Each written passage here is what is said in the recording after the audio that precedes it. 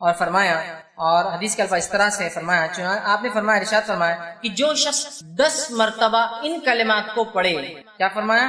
جو شخص ان کلمات کو 10 مرتبہ پڑھتا ہے، وہ کلمات کیا ہے؟ لا الہ الا اللہ وحدہ لا شریک لہ لہ الملک ولہ الحمد وہو علی کل شیء قدیر۔ کیا ہے؟ کون سے کلمات ہیں؟ بہت آسان ہے، اس کو عام زبان میں چوتھا کلمہ بولو۔ اب یہ الگ بات ہے کہ لوگوں نے 1 سے 7 کلمے بنائے، کیسے بنائے نہیں پتا، لیکن بہرحال ایک عام سمجھ کے لیے بول رہا ہوں، ٹھیک ہے؟ اول کلمہ، دوم کلمہ، سوم کلمہ، چہارم کلمہ، پنجم چاروں ہے، ٹھیک۔ ہندوستان میں 7 کلمے، پہلے ہم جب سیکھتے تھے جب 5 سیکھے تھے ہم نے، لیکن ابھی نئے بچے 7 کلمے سیکھتے ہیں۔ بہرحال تو ان ترتیب میں اگر لیا جاتا ہے یہ چوتھے میں آتا ہے، لا الہ الا اللہ وحدہ لا شریک لہ لہ الملک ولہ الحمد وہو علی کل شیء قدیر۔ تو آپ فرماتے اور کہتے ہیں کہ آپ نے فرمایا کہ جو شخص اس کلمے کو 10 مرتبہ پڑھتا ہے، لا الہ الا اللہ وحدہ لا شریک لہ، کہ اللہ جو ہے لا الہ، اللہ کے سوا کوئی معبود برحق نہیں، وہ ایک ہے، اس کا کوئی شریک نہیں، ٹھیک ہے۔ اس کے الفاظ جو ہے لہ الملک ولہ الحمد، اسی کے لیے جو ہے تمام ملکیت ہے اور اسی کے لیے تمام تعریفیں ہیں، وہو علی کل شیء قدیر، اور وہ تمام چیزوں پر قادر ہے، ٹھیک ہے، ٹھیک ہے۔ یہ اس کا ترجمہ ہے۔ جو شخص اس کو 10 مرتبہ پڑھتا ہے دل میں، آپ سے فرماتے ہیں اس کا ثواب ایسے ہے گویا اس نے بنی اسماعیل میں سے 4 غلاموں کو آزاد کیا۔ اسماعیل علیہ السلام کی نسل میں سے کتنے لوگوں کو آزاد کیا؟ 4 لوگوں کو۔ اور آپ کو پتا ہے کہ آدم علیہ السلام سے لے کر نبی اکرم صلی اللہ علیہ وسلم تک اسماعیل علیہ السلام کی جو نسل کا تذکرہ کیوں آ رہا ہے؟ آدم علیہ السلام سے لے کر نبی اکرم صلی اللہ علیہ وسلم تک آپ میں فرماتے ہیں اس نسل میں کسی نے بھی زنا نہیں کیا، کیونکہ انبیاء جو ہوتے سب سے پاکیزہ نسل میں پیدا ہوتا ہے، سمجھے؟ مشرک گزرے ہیں وہ ایک الگ چیز ہے، لیکن کوئی جو ہے زنا نہیں کیا، مطلب ولد الزنا یا زنا کی اولاد یا زنا نہیں کیا، اتنی پاکیزہ نسل ہے آدم علیہ السلام سے لے کر اسماعیل علیہ السلام، اسماعیل علیہ السلام سے لے کر رسول اللہ صلی اللہ علیہ وسلم تک، سمجھ رہے ہیں؟ تو کہا اس نے بنی اسماعیل میں سے 4 غلام آزاد کیے۔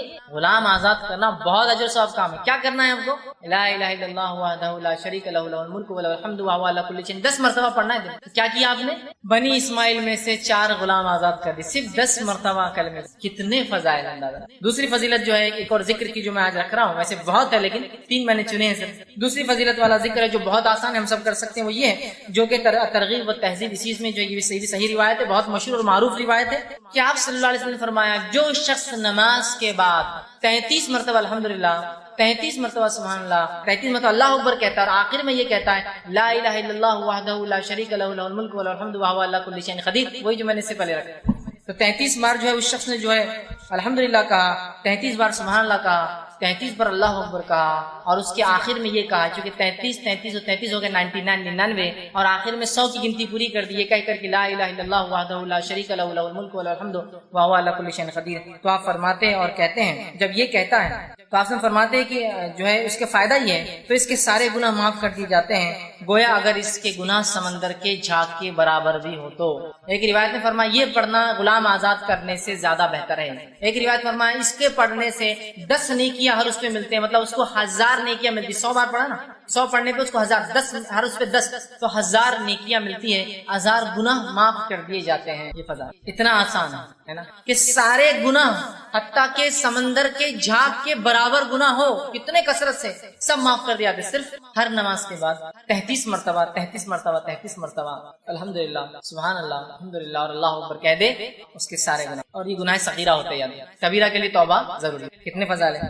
تیسری چیز جو میں نے جو بہرحال آج کے لیے چنی ہے وہ یہ ہے، اور بہرحال ایک اور ہے، 4 میں نے وہ کی ہے، تیسری چیز جو چنی ہے وہ بھی بڑی آسان ہے، بہت آسانی سے ہم کر سکتے ہیں اور سب کو یاد ہے۔ آپ صلی اللہ علیہ وسلم فرماتے ہیں اور کہتے ہیں، یہ حدیث جو ہے ترغیب و تہذیب کی، آپ نے فرمایا کہا جو شخص یہ پڑھے جو ہے لا حول ولا قوت الا باللہ، حدیث کا الفاظ اس لیے ہے قل لا حول ولا قوت، جو شخص اس کا وظیفہ کرے لا حول ولا قوت الا باللہ فانہ کنز من کنوز الجنہ، یہ حدیث کا الفاظ ہے قل لا حول ولا قوت الا باللہ فانہا کنز من کنوز الجنہ، کہ جو شخص لا حول ولا قوت الا باللہ یہ پڑھے گا تو یہ جنت کے خزانوں میں سے ایک خزانہ ہے۔ جنت کے خزانوں میں سے خزانہ، اس کا معنی کیا ہوتا ہے؟ لا حول، نہ ہمیں صلاحیت ہے نہ ہمیں سمجھ ہے، ولا قوت، نہ ہمیں کوئی چیز کرنے کی طاقت، الا باللہ، سوائے اس کی کہ اللہ ہر چیز پر قادر ہے، اس کی مشیت سے یہ تمام کام ہوتے ہیں۔ آپ نے فرمایا اس کا وظیفہ کرو اس لیے کہ جنت کے خزانوں میں سے ایک ڈھکا ہوا چھپا ہوا خزانہ، لا حول ولا قوت الا باللہ، اتنا ہی پڑھنا ہے، کبھی بھی آپ پڑھ سکتے ہیں۔ چوتھا جو ایک حدیث جو صحیح بخاری کی ہے، اور صحیح بخاری کی آخری حدیث ہے، لاسٹ حدیث کے الفاظ دیکھیے کیا ہے، کلمتان حبیبتان الی الرحمن، دو کلمے ایسے ہیں جو رحمان کو بڑے پسند ہیں. خفیفتان علی اللسان، بہت آسان ہے انسان کی زبان میں، بڑے ہلکے ہوتے ہیں زبان کے اعتبار سے. ثقیلتان فی المیزان، لیکن بہت وزنی بھاری ہوں گے روز قیامت میزان کے اندر. سبحان اللہ والحمد وسبحان اللہ العظیم. دو کلمے ایسے ہیں جو رحمان کو بڑے پسند ہے، ہونٹوں پر بڑے ہلکے ہیں، میزان میں بڑے بھاری ہے. اٹھتے بیٹھتے سوتے جاگتے جب یاد آئے سبحان اللہ وبحمدہ سبحان اللہ العظیم پڑھ دیجیے، ہوگا. سمجھ رہے آپ؟ تو یہ بڑی اہمیت کے حامل ہے، اور کتنے فضائل ان کے دیکھیے آپ بتائے جا رہے ہیں ان کے پڑھنے کے بارے میں. اور یہ بہت آسان عمل ہے، یاد رکھیں. ہم اللہ کے ذکر کے معاملے میں بہت محتاط رہیں. فلاں چیز ہوئی کا یہ گیا کیا وہاں ہوا کا، بچی کا کیا ہوا، بچے کا کیا ہوا، بزنس کا کیا ہوا، پڑوسی کا کیا ہوا، اس کا.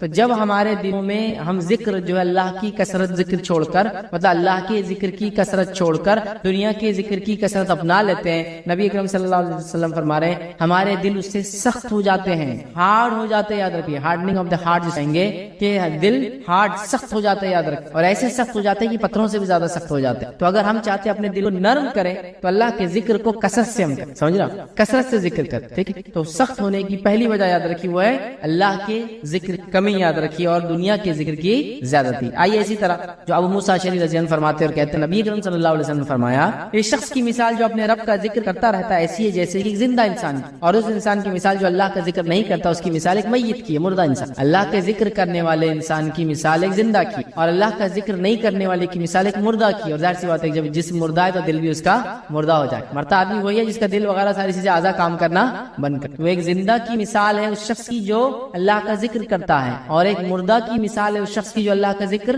نہیں کرتا. یاد رکھیے، تو اللہ کا ذکر یاد رکھیے یہ وہ پہلا کام ہے جس کو ہم کثرت سے کریں، کیونکہ اسی کے چھوڑنے کی وجہ سے دل سب سے زیادہ ہمارے سخت ہوتے ہیں. اللہ ہم پہ رحم کرے. آج سب سے زیادہ کمی اللہ کے ذکر کی ہے. ہم چھوٹے چھوٹے اذکار بھی کرنا اپنے اوپر محال سمجھتے ہیں. انشاءاللہ، ماشاءاللہ، تبارک اللہ، سلام کرنا، بسم اللہ کا پڑھنا، ٹھیک ہے، دعائیں چھوٹی چھوٹی بیت الخلاء میں جانے کی، آنے کی، مسجد میں داخل ہونے کی، نکلنے کی، لوگوں سے ملنے کی، مسافہ کرنا، گھر سے نکلنے کی، گھر میں داخل ہونے کی، یہ تمام چیزیں ہمارے پاس کم نظر آتی ہے. اللہ کا ذکر کم ہوتا ہے، تلاوت قرآن کم ہوتی ہے. یاد رکھیے اسی طرح دیگر اعمال میں بھی ہم دیکھتے ہیں ہم کوتاہ سے کوتاہ کم سے کم ہوتے چلے جا رہے ہیں. تو لہٰذا اپنے آپ کو اللہ کے ذکر میں آگے بڑھانا ہے، چونکہ اگر ایسا نہیں کیا ہم نے تو ہمارے دل سخت ہو. آئیے دوسری وجہ جس سے دل سخت ہوتے ہیں وہ وجہ یاد رکھیے، جس سے دل سنگ دل ہو جاتے ہیں وہ وجہ یاد رکھیے موت کی یاد سے موت کی یاد سے غفلت. چونکہ ذات سے انسان مر جائے گا تو مر گیا، لیکن اس سے پہلے زندہ ہے تو موت کو یاد، چونکہ موت کی یاد سے غفلت انسانی دلوں کو سخت کر دیتی. موت کی یاد جب انسان موت کو یاد کرتا ہے نا اس کا دل نرم ہوتا. کسی نے کسی کی زمین ہڑپ لی، اس کو موت یاد آ فوراً آپ دیکھیں گے دل نرم. کسی نے کسی پہ ظلم کیا، دوسرے نے کہا تم بھی مرو گے، دل نرم ہو، چونکہ مرو گے مطلب اب اس کو آخرت یاد آ تو اس کا دل نرم ہو جائے. کسی نے کسی کو ستایا، حق مارا، ظلم کیا، گالی بھی کیا، آپ اس کو آخرت یاد دلاؤ، موت یاد دلاؤ، اس میں آپ ڈر. کوئی زکات و صدقات نہیں کرتا، آپ اس کو اللہ کا ڈر دلاؤ، موت یاد دلاؤ. وہ زکات صدقہ کرنا چلیے ہمیشہ نہ بھی کرے تو اس ٹائم تو ڈر جائے. موت کا بیان آپ جب بھی سنتے ہوں گے تو دلوں کی کیفیت بدلتی. جہنم کا بیان جب بھی سنتے ہوں گے دلوں کی کیفیت بدلتی نظر، چونکہ آخرت کی بات ہو. تو موت کا تذکرہ، آخرت کا تذکرے سے غفلت انسان کے دلوں کو سخت کر دیتی ہے، اور موت اور آخرت کا تذکرہ جب انسان بار بار کرتا ہے اس کے دل نرم ہے، اس کے دل نرم ہے. اسی لیے اللہ کے رسول فرمایا لذتوں کو مٹا دینے والی چیز کو بکثرت. اسی طرح آپ نے فرمایا اور کہا کہ قبرستان کو جایا کرو، اس لیے کہ اس سے تمہیں آخرت کی یاد آتی ہے. اور قبرستان میں جانا موت کا ہی تذکرہ. تو میں کہوں گا میت کے ساتھ شامل، موتا کے گھر جایا، نماز جنازہ میں شامل، تدفین قبرستان میں جا کے دیکھی، وقتاً فوقتاً قبرستان میں رشتہ داروں غیر رشتہ داروں کے پاس جا کے ان کے لیے دعائیں مغفرت کیا کیجیے. تو اس سے کیا ہوتا ہے، وقتاً فوقتاً موت کو یاد کرنے سے انسان کو کیا ہوتا ہے معلوم آپ کو، اس کا دل نرم اور دلوں کی سختیاں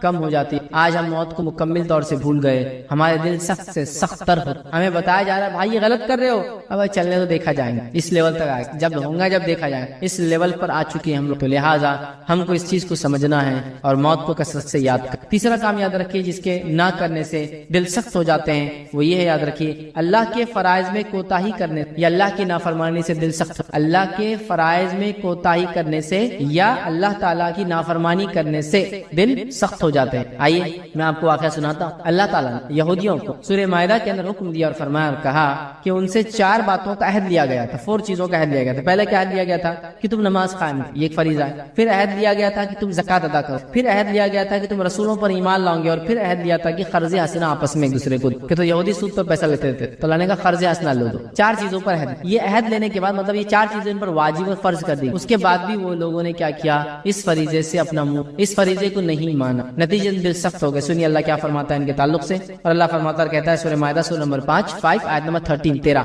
اللہ فرماتا کہتا ہے پھر چونکہ انہوں نے اپنے عہد کو توڑ ڈالا لہٰذا ہم نے ان پر لعنت کی اور ان کے دلوں کو سخت کر دیا. کیا فرمایا اللہ نے کہ پھر چونکہ انہوں نے اپنے عہد کو توڑ ڈالا لہٰذا ہم نے ان پر لعنت کی اور ان کے دل سخت کر دیے. یہودیوں کو اللہ نے وعدہ لیا، 4 چیزوں کا وعدہ لیا. اس میثاق کو، اس وعدے کو انہوں نے توڑا جس کے نتیجے میں اللہ کی لعنت ہوئی اور ان کے دل کو اللہ نے سخت کر دیا. تو یہاں پتہ چلا فرائض کو چھوڑنے سے اور اللہ کی نافرمانی کرنے سے دل سخت ہو جاتے ہیں. فرائض کو چھوڑنے سے، اللہ کی نافرمانی کرنے سے دل سخت ہو جاتے ہیں. آج ہمارا حال کیا ہے؟ کتنے فرائض ہم پہ اللہ نے کیے ہیں. نماز 5 وقت، روزہ سال میں ایک بار رمضان کے مہینے، زکات ہم کو دینا اگر مال نصاب سے اوپر پہنچتا ہے ہمارا تو سال میں جو ہے ایک بار 2.5% اور الگ الگ اس کے جیسے جیسے مال کے الگ الگ اقسام ہوتی ہے. اسی طرح ہم کو اللہ نے مال و دولت دیا تو حج ہم کو کر کے آنا ہے نا، یہ چیزیں.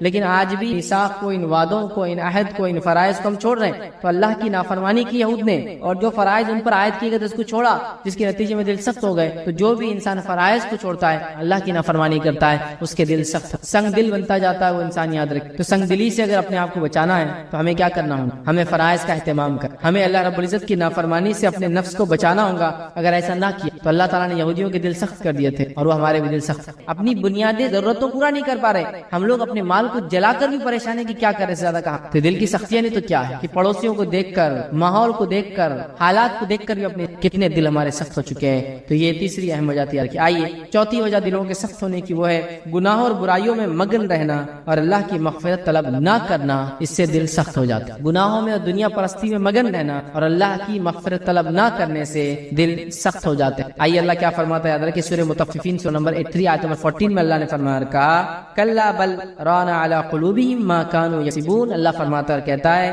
ہرگز یہ بات نہیں بلکہ ان لوگوں کے دلوں پر ان کے برے اعمال کا زنگ لگ گیا تھا. ہرگز نہیں بلکہ ان کے دلوں پر ان کے برے اعمال کا زنگ لگ گیا تھا. اور ہم جانتے ہیں نبی اکرم صلی اللہ علیہ وسلم بندہ جب ایک گناہ کرتا ہے تو اس کے دل پہ ایک کالا داغ آ جاتا، اسپاٹ آیا تھا، بلیک. اگر وہ توبہ کر لیتا ہے، معافی مانگ لیتا ہے، عمل چھوڑ دیتا تو دھبا دھل جاتا. اگر ایسا نہ کرا، دوسرا کرتا ہے تو پھر ایک اور اسپاٹ، پھر تیسرا ایک گناہ کرا، ایک اور اسپاٹ. ایسا کرتے کرتے کرتے ایک زمانہ آتا ہے سارا دل کالا ہو جاتا ہے. سارا دل کیسا ہو جاتا ہے؟ اس کا کالا ہو جاتا ہے، دل پہ زنگ لگ جاتا ہے. اور دلوں کا زنگ نکالنے کے تلاوت قرآن سب سے بہترین طریقہ. انشاءاللہ اگلے درس میں ہم ضرور لیں گے کہ دل کو سنگ دلی کو ہٹانے کے لیے، نرم دل کرنے کے لیے کیا کیا کام. ابھی سنگ دل کیوں ہوتے ہیں ٹھیک. تو یہاں سنگ دلی کی وجہ کیا ہے معلوم آپ کو؟ اللہ فرماتا ہے کہ اللہ نے ان کے دلوں پر مہر لگا دی. کیوں؟ ان کے برے اعمال. اسی لیے میں نے کہا گناہوں کی وجہ سے اور مغفرت نہ طلب کرنے کی وجہ سے دلوں پر زنگ لگ جاتے، دل سخت ہو جاتے ہیں، دل پتھر جیسے بن جاتے. یاد رکھیے. اور آج ہم یہی حالت دیکھ رہے ہیں. یاد رکھیے کہ ہم برائیوں میں بالکل مگن ہیں، ہم برائیوں کو چھوڑنا بھی نہیں چاہتے اور چاہتے وہ قلب سلیم بھی مل جس کو اللہ قبول کر. قلب سلیم وہ دل ہے جس کو اللہ روز قیامت قبول کر، جو پاک اور صاف اور نرم، جو وہ لے کر آئیں گا قابل قبول. کس کے خاندان سے، کس کا باپ ہے، کس کا بیٹا تھا، کوئی فرق نہیں پڑے گا. اللہ تعالیٰ قلب سلیم چاہیے ہے نا، وہ دل چاہیے قبولیت کے لیے اعمال، ہمیں وہ لے جانا. تو ہم جب اعمال گناہوں میں مگن ہو جاتے تو ہمارا دل سخت ہو جاتا اور قلب سلیم نہیں ملتا ہے. اور اللہ تعالیٰ نے فرمایا ان کے اعمال کی وجہ سے ان کے دلوں پہ اللہ نے زنگ چڑھا دیا تھا. تو اللہ تعالیٰ بھی دلوں پر زنگ چڑھا دے. انشاءاللہ کئی موقع ملا تو دلوں کی کیفیت بھی ہم دیکھیں جو قرآن نے بیان کی. لپٹے ہوئے دل، تالا ڈالے ہوئے دل، زنگ لگے ہوئے دل، الگ الگ ہے. قرآن نے الگ جگہ کہا، جیسا قرآن کو نہیں سمجھنے والوں کیا کہا ام علی قلوب اقفالها، کیا ان کے دلوں پہ قفل لگے تو تالے والا دل. کسی جگہ کہا منافقین کے تعلق سے کہ ان کا دل کے اوپر کور چڑھ چکا ہے، تو مطلب ڈھکا ہوا دل، مطلب ان کے دل کے اندر ایمان جاتا ہی نہیں تو ڈھکا ہوا دل ہو. تالے قفل لگا ہوا دل، کور چڑھا ہوا دل، زنگ لگا ہوا دل، یہ سب دلوں کے اقسام ہے. یاد رکھ کبھی موقع ملا دیکھیں گے. تو یہاں ہم دیکھ رہے ہیں اللہ تعالیٰ نے گناہوں کے بدلے کیا کیا، ان کے دلوں کو زنگ لگا کے دل سخت ہو گیا تھا. آئیے وہ 5واں عمل جس کے کرنے سے دل سخت ہو جاتے اور دلوں کے اوپر جو ہے زنگ لگ جاتا ہے اور دل ایسے دل نہیں رہتے جو دل اس کے عمل کو اللہ قبول کرتا ہے، وہ یہ خواہشات نفس کی پیروی کرنا اور حق کا انکار کرنا. خواہشات نفس کی پیروی کرنا اور حق کے انکار کرنے سے دل سخت ہو جاتے. یاد رکھیے اللہ رب العزت نے سورہ صف سورہ نمبر 61 آیت نمبر 5 میں فرمایا اور کہا جب وہ ٹیڑے ہو گئے تو اللہ نے ان کے دلوں کو کیا فرمایا؟ دلوں کو ٹیڑھا کر. جب وہ ٹیڑھے ہو گئے تو اللہ نے ان کے دلوں کو, اللہ یہ بات ہم سے پہلے لوگ یہود کے بارے میں, جب یہودی ٹیڑھے ہو گئے مطلب حق آیا, نبی آئے, موسیٰ علیہ الصلوۃ والسلام آئے, دیگر انبیاءوں کی ایک بڑی جماعت, علماء لکھتے ہیں کہ ان کے پاس کہو بھائی 2000 انبیاء بنی اسرائیل, اس کے بعد بھی ان کے دل ٹیڑھے ہو گئے تو اللہ نے ان کے دلوں کو ٹیڑھا کر صحیح راہ سے ہٹا دیا. دل کو سخت, دلوں کی سختی کی ایک وجہ یہ یاد رکھیے کہ خواہشات نفس کی انسان پیروی کرے. خواہشات نفس کی پیروی کرنے سے کیا ہوتا معلوم؟ دل ٹیڑھے ہو جاتے ہیں. جس کی جیتی جاگتی مثال یہود تھے, یہود نے حق آنے کے بعد, نبی اکرم صلی اللہ علیہ وسلم کے آنے کے بعد, ان کے پاس نبی اکرم صلی اللہ علیہ وسلم کی پیشن گوئیاں ہونے کے بعد, حق ان کے سامنے واضح ہونے کے بعد مطلب ٹیڑھے ہو گئے. آپ نے سب کچھ ایک آدمی کے ساتھ اچھا کیا, پھر بھی اس نے آپ کے ساتھ غلط کیا, آپ کیا بولتے بہت ٹیڑھا ہو گیا. دیکھ ان کے ساتھ سب کچھ اللہ نے کیا, اس کے بعد بھی انہوں نے حق کو انکار کیا اور وہ ٹیڑھے ہو گئے. تو اللہ نے فرمایا فلما زاغوا, جب وہ ٹیڑھے ہو گئے تو اللہ فرماتا کہتا ہے ازاغ اللہ قلوبہم, تو ہم نے ان کے دلوں کو بھی ٹیڑھا کر دیا. تو یہ دلوں کی سختی کی ایک وجہ اللہ کی نافرمانی یاد رکھیے اور اپنی خواہشات پہ چلنا. تو ہم اس بات کو تھام لیں, اس بات کے لیے ہم اپنے آپ کو تیار کر لیں. ہم کبھی بھی جو ہے اپنی منمانی اپنی خواہشات کے مطابق نہیں چلیں گے. ہم اللہ کی کتاب اور اس کے رسول صلی اللہ علیہ وسلم کے طریقے پر چلیں گے تو انشاءاللہ العزیز ہمارے دل صحیح راستے پر ہوں گے, نرم ہوں گے اور قلب سلیم ہوں گے جب ہم مر کے اللہ کے پاس جائیں گے. اگر ایسا نہ کیا, اپنی خواہشات کی پیروی کی, آج کوئی ہو رہا شادی بیاہ میت لین دین معاملات تجارت بول چال بات چیت اٹھنا بیٹھنا دعوت سب اسی لحاظ سے ہوتی جو قرآن و سنت کے خلاف اللہ کے رسول کی نافرمانی میں, اس میں ہم خوش ہوتے. ہمارے دل پھر کیسے صحیح رہیں گے؟ جب ہم ٹیڑھے ہو گئے تو اللہ نے ہمارے دلوں کو ٹیڑھا کر دیا. جب ہم ٹیڑھے ہو گئے اللہ نے ہمارے حالات کو ہم پہ بدل دیا. وہ آیت کیا قرآن کی آپ نے نہیں سنی جس میں اللہ فرماتا ہے اللہ تعالیٰ کے قوم کی حالت نہیں بدلتا جب تک کہ وہ خود اپنے حالات کو نہ بدلے. یہ بات کس کے لیے تھی؟ اللہ کسی قوم کی حالت نہیں بدلتا.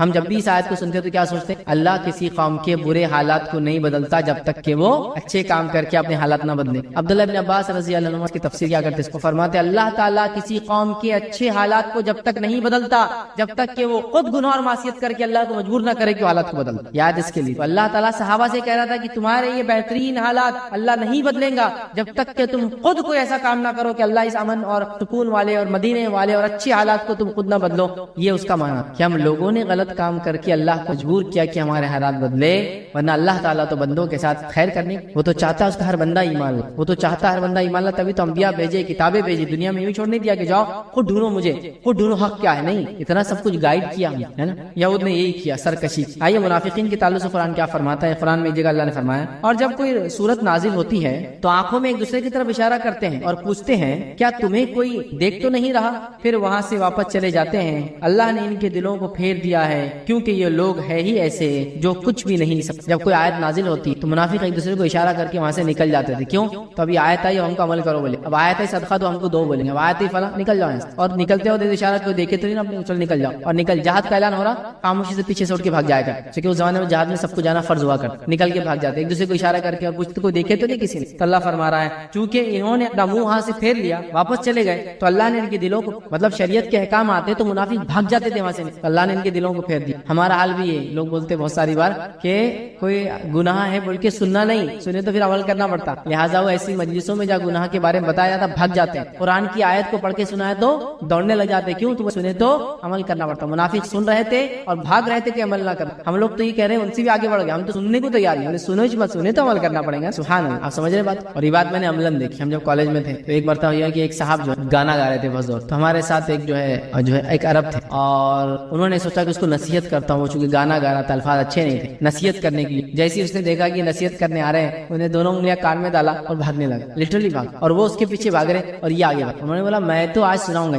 پھر ایک مقام پہ جا کے اس کو پکڑ کے اس کے دونوں کانوں میں سے انگلیاں نکال کے انہوں نے سن, جب سن لیا تو بولا رہے یار اب عمل کرنا پڑے گا نا. آپ سمجھ رہے, مطلب وہی کانسیپٹ ہے. یہ لوگ کیا کرے, آیت سن رہے ہیں, پھر اشارہ کرے دوسرے کو مجلس میں سے اٹھو نکلو, نکلنے کے بعد پوچھ رہے دیکھا تو نہیں اپنے کو, اپنے نکلے وہاں سے, کیونکہ آپ عمل کرو بولیں گے. تو جب انہوں نے یہ حرکت کی اللہ نے ان کے دلوں کو سخت کیا, پھیر دیا اللہ نے. آج ہمارا حال بھی, ہمیں سے اکثر لوگ قرآن حدیث اس لیے بھی نہیں سنتے, بولے سنے تو بیٹے عمل کرنا پڑے گا, لہٰذا نہیں سنے تو ہم بچ جائیں گے, کہ نہیں سنے تو آپ بچ جائیں گے. اگر نہیں سنے تو کوئی بچ جائیں گا تو سب سے پہلے کافر بچ جائیں گے, کیونکہ ان کو نہیں معلوم اسلام. ہم نہیں بچیں گے پہلے, ہم کو تو معلوم اسلام. سمجھو میرے بھائی, کہیں ایسا نہ ہو کہ اللہ ان منافقوں کے جیسے ہمارے دل بھی سخت کر دے اور ٹیڑھا کر. آئیے چھٹا وہ کام جس سے کرنے سے دلوں میں سختیاں آ جاتی ہے, وہ کیا ہے؟ وہ یہ ہے کہ زیادہ ہنسنا اور لہو اور لعب میں مشغول رہنا. زیادہ ہنسنا اور لہو اور لعب مطلب کھیل کود میں مشغول رہنا. لہو اور لعب کے کاموں میں مطلب بیکار کے کاموں میں اور کھیل کود میں مطلب دنیا کو کھیل تماشا سمجھنا, اس کے اندر سیریسنس لا کے اچھے عمل نہیں کرنا, چلتا ہے بولنا, ہنسنا خوب. یہ یاد رکھیے دلوں کی سختی کی وجہ ہے. نبی اکرم صلی اللہ علیہ وسلم فرماتے ہیں، ابن ماجہ کی روایت، آپ نے فرمایا تم زیادہ نہ ہنسا کرو کیونکہ زیادہ ہنسنے سے دل مردہ ہو جاتا، تم زیادہ نہ ہنسا کرو کیونکہ زیادہ ہنسنے سے دل مردہ ہو جاتا۔ کچھ لوگوں نے اپنی زندگی کو کھیل تماشا ہی بنا لیا، دن اور رات صرف ہنسنا ہے، مسکرانا ہے، اس میں منع نہیں، قہقہ بھی کبھی لگا لے تو کوئی مسئلہ نہیں، پسندیدہ عمل نہیں ہے لیکن پھر بھی جائز ہے، پوری زندگی اس میں گزر، کوئی آیا تو ہنسی، کوئی جا رہا تو ہنسی، بیٹھے تو ہنس رہے، اٹھے تو ہنس رہے، میت میں کھڑے بھی تو ہنس رہے، کسی مطلب صرف ہنسی کا رہتا، اور آپ وہ مسجد کو دیکھ سکتے جماعت کے خالی ہاں ہاں ہاں آوازیں چالو، زندگی کیا ہے، صرف زیادہ حاصل کو مردہ۔ نبی اکرم صلی اللہ علیہ وسلم فرمایا مجھے جو حالات قبر کے بتائے گئے اور موت کی بات کی کیفیت جو میرے سامنے لائی گئی، اگر تمہارے سامنے لا دی جاتی تو تم زیادہ روتے اور بہت کم یہ ایک تم ہنسنا بھول جاتے، سمجھ رہے ہیں؟ لہٰذا بہت زیادہ کثرت سے ہنسنا اچھی بات، تھوڑا بہت ہنسنے میں کوئی مسئلہ نہیں ہے، کوئی مذاق نہیں، ہنسی اور مذاق کے آداب، اس سے پورا میرا ایک تفصیلی لیکچر ہے کہ ہنسی کرنا، مذاق کرنا تھوڑا بہت بالکل جائز، اس میں کوئی ممانعت، لیکن بکثرت ہنسنا اور ہنستے ہی رہنا، قہقہ لگانا اور کثرت سے قہقہ ہی لگانا، پوری زندگی کو کھیل کود بنا دینا،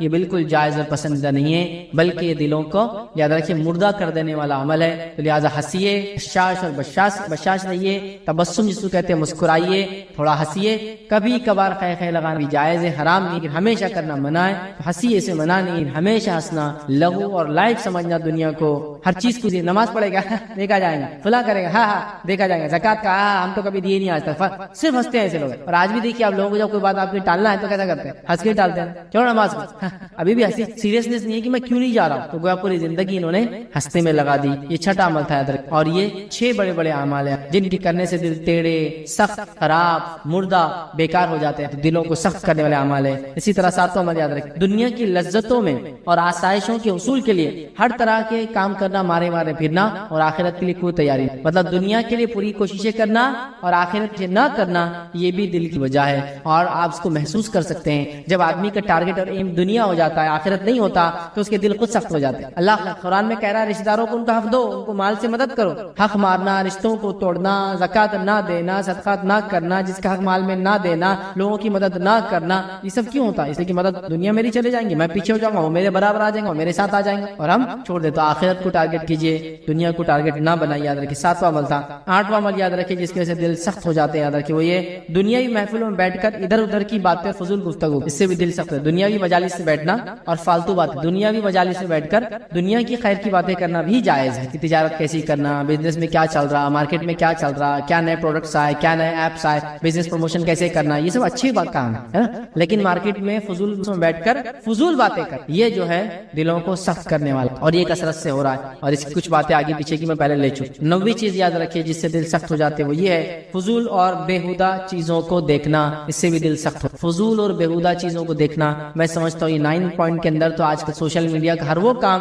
جو کام فضول ہے اور بیکار ہے، اس کو دیکھنے میں ہم دیکھی جانے والی فضول چیزوں سے دل سخت ہوتا ہے۔ یہ مجھے بتانے کی ضرورت نہیں ہے، یہ پریکٹیکلی آپ سمجھ سکتے ہیں نا۔ ایک بچہ ہے، اس کو جانوروں کو مارنے کی ویڈیو دکھائی ہے، 2 4 5 10 ویڈیو دیکھنے کے بعد وہ بھی جانور کو مارنے میں برائی محسوس نہیں کرے، کیوں؟ دیکھنے دل میں وہ برائی نہ رہی، اس کا دل سخت۔ کسی انسان نے کبھی قربانی نہیں دیکھی، ذبح ہوتے ہوئے جانوروں کو نہیں دیکھا تھا، جب پہلی بار دیکھتا ہے کیا حال ہوتا ہے نا، پسینے چھوٹ جاتے ہیں، لیکن جب وہ بار بار دیکھتے رہیں گا تو وہ اس چیز کا عادی بن جائے۔ لیکن یہ تو جائز کام، اس کے بعد وہ لوگ جانوروں کو مارنا، انسانوں کو مارنے کی گا، پھر وہ سخت دل بن جائے۔ گناہوں کو بار بار دیکھ، گناہوں کو بار بار جس میں وقت ضائع کرنا، اس سے کیا ہوتا ہے معلوم؟ بیہودہ چیزیں دیکھنے سے دل سخت۔ آج ہمارے بچے کیا دیکھ رہے ہیں آپ دیکھیے، میجورٹی آف کنٹینٹ ہم اور ہمارے بچے جو دیکھ رہے ہیں وہ ایسا بیکار اور فضول کنٹینٹ ہے جس کے نتیجے میں برائیاں ہمارے سماج میں پھیلتی جا رہی ہے۔ بہرحال وقت کو ضائع کرنا، جو چیز ہم دیکھتے ہیں اس سے ہمارے دلوں پہ اثر پڑتا ہے۔ جب ناچ گانا دیکھتے ہیں تو ناچ گانا ہو سکتا کرتے نہیں ہوں گے، لیکن پھر جب کرنے کا موقع ہے یا کسی کو کرتے دیکھے تو برائی بھی دل میں واقعی نہیں رہتی، یاد رکھیے۔ 10 اور آخری پوائنٹ جو آج ہم لیں گے دلوں کی سختیوں میں وہی ہے دین کو سمجھنے اور سنجیدگی کی کوشش نہ کرنا، جس کو ہم کہیں گے دین کو سمجھنے کی کوشش نہ کرنا سنجیدہ، اور بنیادی مسائل سے جہالت کو برتنا، یہ بھی دل کی سخت ہونے کی ایک اہم وجہ یاد رکھ کہ آج ہم دین کو سمجھنے کی ذرہ برابر بھی کوشش نہیں کر رہے، ذرہ برابر بھی کوشش دین کو سمجھنے کی آج ہماری نہیں ہے، جس کے نتیجے میں ہمارے دل سخت سے سخت ہوتے چلے جاتے۔ تو دلوں کی سختیاں ہمیں اگر ختم کرنا ہے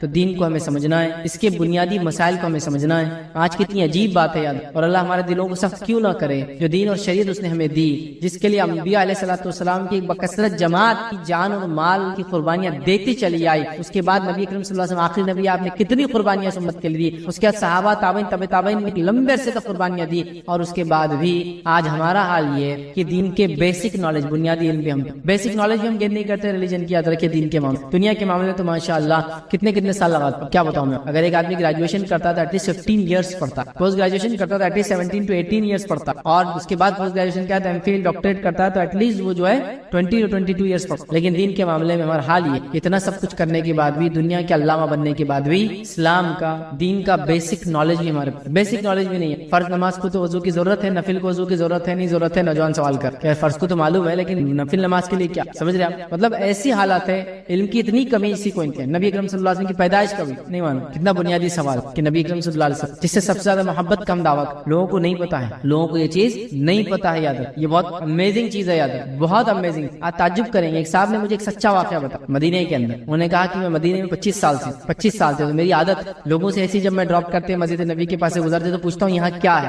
یہاں کیا ہے. تو ایک شخص سے میں نے ایک بار جو ہے ڈرائیو کر رہا تھا میری گاڑی، تو میں نے پوچھا یہاں کیا ہے، مدینہ میں ہے، مسجد نبی کے پاس سے ڈرائیو کر کے گاڑی لے جا رہا ہے. پوچھا یہاں کیا ہے، تو اس نے کہا مجھے نہیں معلوم، بس ایک مسجد ہے اتنا معلوم، مجھے نہیں معلوم یہاں کیا ہے، صرف اتنا معلوم ہے کہ ایک مسجد ہے. تو یہ نہیں پتا کہ نبی اکرم صلی اللہ علیہ وسلم نے پوچھا یہاں کیا تھا، یہاں لوگ آتے تو مسجد کے ساتھ یہاں اور کیا ہے. تو یہ بھی نہیں پتا کہ نبی اکرم صلی اللہ علیہ وسلم کی تدفین وہاں ہوئی. تو صرف اتنا معلوم کہ یہاں ایک مسجد ہے اور لوگ نماز کو جاتے ہیں. اور ظاہر سی بات ہے مکہ اور مدینہ کے اندر غیر مسلموں کی انٹری نہیں، ان کے لیے الگ شہرائیں جو ادھر سے باہر سے سٹی کے نکل جاتی ہے. تو ظاہر سی بات ہے یہ مسلمان ہیں. اور یہ 10-12 سال سے بتانے لگا میں ٹیکسی ڈرائیو کرتا ہوں، اور اس نے آج تک مسجد نبوی میں جانے کی، اس کو کہیں گے توفیق اس کو نہیں. اس نے مسجد میں کبھی گئے تو اس نے کہا یہاں مسجد ہے لوگ نماز کو جاتے ہیں، اس کے علاوہ کیا ہے، تو مجھے نہیں معلوم اس کے علاوہ. تو اس نے 10-12 سال کے اس کے کیریئر میں کبھی مسجد نبوی میں نماز نہیں پڑھی مدینہ میں رہنے کے باوجود، اور اس کو یہ نہیں پتا کہ مسجد نبوی کے اندر نبی اکرم صلی اللہ علیہ وسلم کی قبر ہے، اور وہ مدینہ میں 1 دہائی سے زیادہ سے ٹیکسی. یہ دوری یاد ہے، اور یہ بات حقیقت. میں آپ کو کیا بتاؤں، میرا خود کا ذاتی تجربہ، میں جب سفر کے لیے گیا ایک بار مکہ، تو بھائی خیالات آتے ہیں دل میں، تو خیال آ گیا لوگوں سے بات کر، کچھ عربوں سے کچھ لوگوں سے ملاقات کی، ایکسپرٹ سے ملاقات کی. تو لوگوں سے سوال کی کہ آپ کتنے دن سے مکہ میں اور آپ کا حج ہوا کیا. تو آپ یقین نہیں جانیں گے ایسے بھی لوگ ملے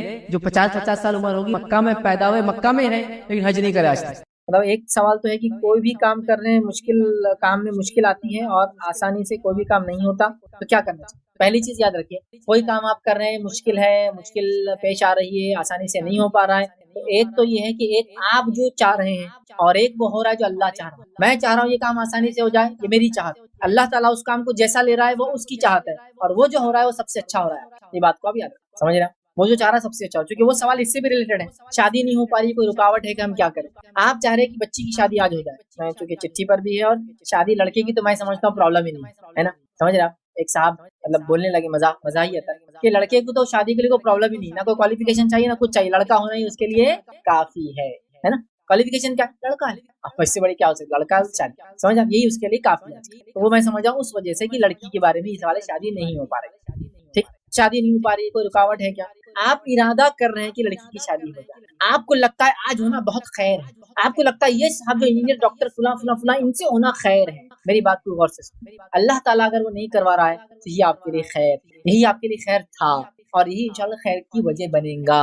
سمجھ رہے آپ بات، یہ بہت امپورٹنٹ، تقدیر پر ایمان کا یہ پارٹ. ہاں، انسان ہونے کے ناطے آپ کوشش کرتے رہیں، کوشش آپ کا کام، لیکن آپ پریشان مت ہوئیے، بیمار مت ہو جائیے، مریض مت بن جائیے کہ میرے بچیوں کی شادی کیوں نہیں ہو رہی. اللہ جب چاہیں گا بہت خیر کے ساتھ، مانو خیر کے ساتھ. اور جب کوئی چیز آپ چاہتے ہیں، اگر اس چیز پہ کبھی بیٹھے اور موازنہ کرے کچھ سالوں بعد، آپ نے لڑکا نمبر الف سے شادی کرنا چاہیے، عمر کے 20ویں سال میں آپ کی بیٹی کی شادی نہیں ہوئی، آپ کی بیٹی کی شادی 25ویں سال میں لڑکا نمبر 20 سے ہوئی. ٹھیک ہے، اب اگر آپ اس عمر کے مرحلے میں کبھی موازنہ کریں گے تو آپ کو سمجھ میں آئے گا جو ہوا یہ ڈیسیژن یہ بیسٹ تھا اس لڑکی کے لیے، اور جس سے شادی اس لڑکے کی، اور وہ خیر نہیں ہوتا اس لڑکے کا. سمجھ آپ، یہ اپنی بچی کے لیے یہ دیکھ سکتے، موازنہ کر سکتے، کمپیئر کر سکتے. بہت مفید ہے یاد رکھیں. ہم لوگ کیا ہوتے ہیں، بےتاب ہو جاتے ہیں، اجلت کرتے ہیں، ہماری مزاج ہماری فطرت میں اجلت ہے. نتیجتاً کبھی کبھار لوگ اتنے اجلت ہو جاتے ہیں، اللہ تو میری نمازوں کو نہیں سن رہا، میری دعاؤں کو قبول نہیں کر رہا، نعوذ باللہ. یہ الفاظ ادا کر کے آپ تقدیر کو کوستے ہیں، اللہ تعالیٰ کے بارے میں بدگمانیاں رکھتے ہیں، اور اپنے آپ کو غلط راستے پہ لے جاتے ہیں. اور یہاں کے شیطان کام بتا دیتا ہے پھر نیا،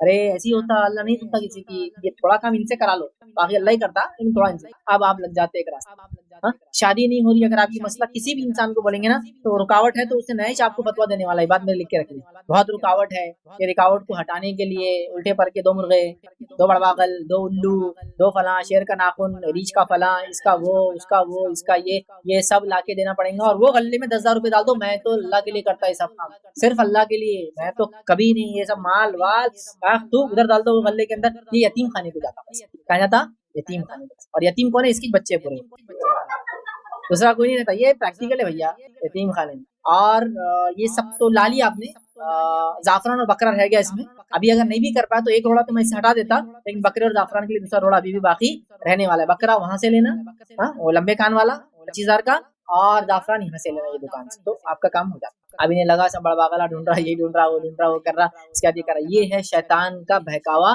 آپ کو غیر اللہ کے راستے پر، شرک اور کفر کے راستے پہ، جادو ٹونے اور کہانت پہ لے گیا۔ تو اللہ کے لیے سوال دوسروں سے مت کیجیے آپ ایسے، نہیں تو آپ کسٹمر بن جائیں گے اس کے اور نیا کام لے لیں گے آپ کے، یہ ہوتا ہے۔ لیکن کوشش کرتے رہیے، دعائیں کرتے رہیے، ہر دعا جمع ہو رہی ہے اور قبول ہو رہی ہے، ہر کوشش کو اللہ دیکھ رہا اور بدلہ دینے میں۔ آج میں سوچتا ہوں یہ خیر ہے، لیکن وہ خیر نہیں اگر نہیں ہوا تو وہ جس دن اور جب ہوں گا سب سے خیر ہوگا۔ نہیں آپ نے بولے فیض بھی ایسا 5 سال رکے، اب شادی ہوئی، ابھی بھی تو پرابلم ہے، فلاں ہو رہا، فلاں ہو رہا، فلاں ہو رہا، یہ اس سے خیر تھا جو جب ہونے والا تھا، یہ بات بھی تو یاد ہے، ہر بار آپ ہر چیز کو اپنے حساب سے کریں گے، یعنی آپ بولے ایسا دیکھو شادی ہوئی 1 سال میں فلاں ہو گیا، 2 سال میں فلاں ہو گیا، یہ ہوگا طلاق ہو گیا، خیر تھا پہلے سے، سمجھ رہے بات، سمجھ رہے بات، خیر تھا پہلے والے سے۔ اللہ رب العزت اپنی مخلوق کے لیے، اپنے بندوں کے لیے دیکھیے جو پسند کرتا ہے وہ سب سے بیسٹ، یہ تقدیر ہے، کبھی ہم کو سمجھ میں نہیں آتا، کبھی ہم کو سمجھ میں نہیں آتا، لیکن اللہ کی وہ زیادہ بہتر جانتا ہے۔ ایک مثال دے کے سمجھاتا ہوں، صرف بات، ایک بیماری ہو گئی تھی، اس کو بولتے ہیں میڈ کاؤ ڈیسیز، کبھی دیکھنا ہے تو نیٹ پہ چیک کر لو، یہ بیماری ہوئی تھی یونائٹیڈ کنگڈم میں، جانوروں کو ہوئی تھی۔ میڈ کاؤ ڈیسیز میں یہ تھا کہ وہ جو جانور تھا وہ پاگل ہو جاتا تھا، اور اس کا اگر کوئی دودھ، اس کا جو میٹ وغیرہ کچھ بھی کھائے تو وہ انسان بھی اسی بیماری میں مبتلا ہو جاتا ہے۔ نتیجہ اس بیماری کو ختم کرنے کیا کیا گیا؟ بتائیے کیا کیا گیا؟ ہزاروں اور لاکھوں کی تعداد میں جانوروں کو مار دیا گیا۔ چلو میڈ کا بہت پرانا ہوگا، چھوڑ دیں۔ برڈ فلو مثال، برڈ فلو ہوا تو کیا ہوا؟ کچھ لوگوں کو کیا ہوا وہ نہیں معلوم، مرغی 10 روپے کلو ہو گئی تھی، یہ ہوا، لیکن کیا ہوا تھا اس میں؟ لاکھوں کی تعداد میں مرغیوں کو، اب مرغی اپنے نزدیک کیا سوچ رہی ہے، کیا کر رہے یار یہ انسان، کیا مار دے رہے یار ہم کو، اتنا فائدہ اٹھا ہم سے، آج یہ ہم سے کر رہے۔ انسان حکمت کے ساتھ، انسان کو پتا ہے بڑا خیر یہ ہے کہ ان کو ختم کر دینا، تو اللہ تعالیٰ کی ذات جب اس کی مخلوق کے ساتھ کوئی ڈیسیجن لیتے، ہم نہیں سمجھ پاتے کہ یہ صحیح ہے یہ غلط، لیکن یہ بات میری سمجھ لو، صبر کرو اور یہ سمجھ لو کہ یہی آپ کے لیے خیر تھا۔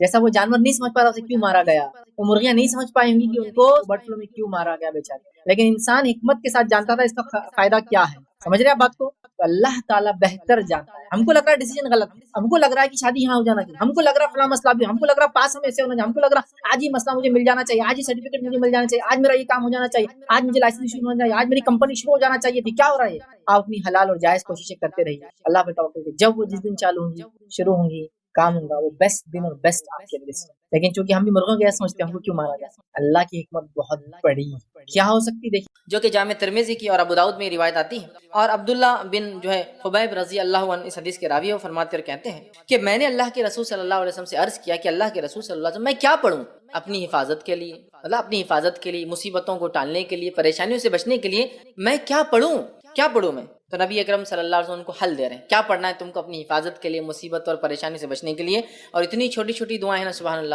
لیکن ہم یہ نہیں کرتے ہیں۔ اگر کوئی ڈاکٹر بولے آپ کو اللہ نہ کرے شوگر ہو گئی، بی پی ہو گیا، صبح ایک دوا لے لیجیے، شام ایک دوا لیجیے، چھوٹی سی ہے، کتنا پابندی سے بیٹھ کے، حالانکہ کڑوی ہے، مہنگی ہے، مشکل ہے، جان پر آتا نہیں، دل بولتا کھانا، برابر ٹائم لے رہے اس لیے کہ پھر بی پی اور شوگر کنٹرول میں لانا ہے۔ لیکن اگر ہم وہی کہیں کہ مصیبت، آفتیں، بلائیں، پریشانیاں، مشکلوں کو دور کرنا ہے تو کنٹرول کے لیے ایک اذکار ہے، نہ پیسہ جاتا ہے، نہ کوئی صرف منہ کھولنا ہے نا، لیکن وہ نہیں ہوتا ہم سے۔ آئیے تو انہوں نے کہا اللہ کے رسول صبح اور شام کے معاملے میں کیا پڑھوں، مطلب حفاظت کے لیے کیا پڑھوں؟